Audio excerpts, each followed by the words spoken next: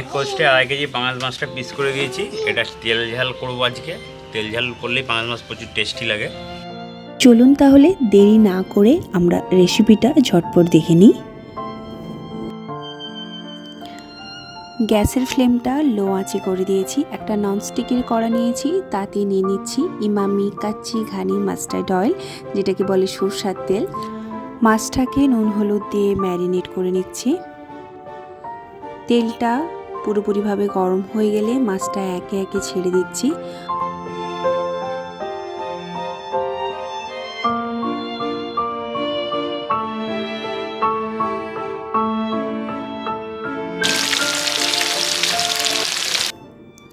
একটা পিঠ ভাজা হয়ে গেলে আরেকটা পিঠ উল্টে লাল করে কড়া করে ভেজে নিচ্ছি, কারণ আমরা মাছের কালিয়া করব।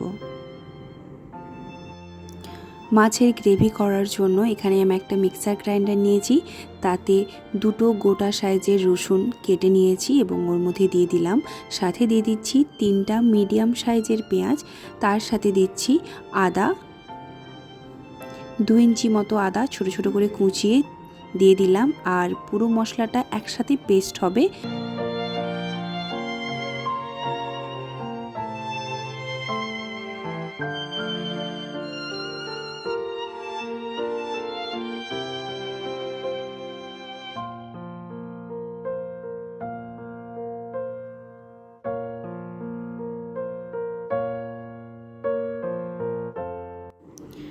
এরপর ওই একই কড়াইতে মাছ ভাজার তেল দিয়ে দিলাম, সাথে দিয়ে দিচ্ছি গরম মশলা।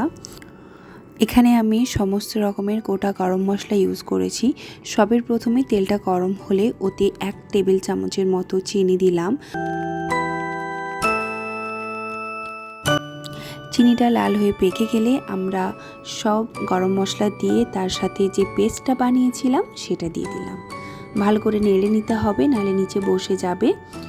লো আঁচের করে আমরা চাপা দিয়ে দিলাম 5 মিনিটের জন্য।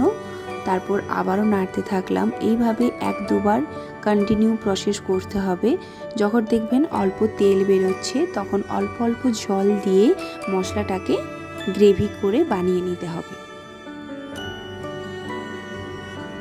গ্যাসের ফ্লেমটা এই সময় একটু লোতে রাখবেন। বারবার চাপা দিয়ে আমাদেরকে নেড়ে নিতে হবে। দেখতে পাচ্ছেন আমাদের গ্রেভি রেডি হয়ে গেছে। আমরা এখানে মিডিয়াম সাইজের 2টো টমেটো দিয়ে দিচ্ছি।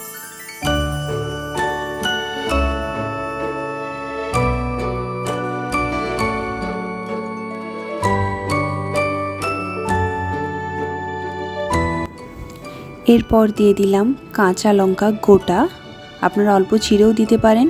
নুন আর হলুদ দিয়ে দিলাম যাতে টমেটোটা তাড়াতাড়ি গলে যায়। এরপর দিয়ে দিচ্ছি বাড়িতে তৈরি করা গরম মশলা। ভালো করে নেড়ে নিচ্ছি। দেখতে পাচ্ছেন আমাদের মশলা প্রায় কমপ্লিটের পথে। এরপর আমরা অল্প জল দিয়ে দিচ্ছি। যতটা পরিমাণ জল লাগবে সেই পরিমাণ মতো জল দিয়ে আপনারা মশলাটা ফুটিয়ে নেবেন। এটা যেহেতু মাছের কালিয়া হচ্ছে, তাই জলটা কম রাখার চেষ্টা করবেন, তাহলে টেস্ট ভালো হয়। এরপর আমরা একে একে ডিপ ফ্রাই করা মাছগুলো এই ঝোলের মধ্যে দিয়ে দিলাম। আমাদের রান্না অলমোস্ট রেডি। এই গ্রেভির সাথে মাছ 5 মিনিট মতো ফোটালেই রেডি আমাদের পাঙস মাছের কালিয়া। আশা করছি ভিডিওটা আপনাদের অনেক ভালো লেগেছে। আপনারা অবশ্যই বাড়িতে একবার বানিয়ে দেখুন এই ধরনের রেসিপি, তবেই আমার ভালো লাগবে। কারণ আমার এই রেসিপিটা যখন বানিয়ে আপনারা টেস্ট অনুভব করবেন, তখনই আমার এই ভিডিওটা ছাড়া সার্থক হবে। সবাই ভালো থাকবেন, সুস্থ থাকবেন। আমাদের পাশে থাকার জন্য, আমাদের সাথে থাকার জন্য অবশ্যই নিচে লাল বাটনটি ক্লিক করবেন, তাহলে আমাদের ফ্যামিলি আরও অনেক বড় হবে। Thank you so much for watching this video. By.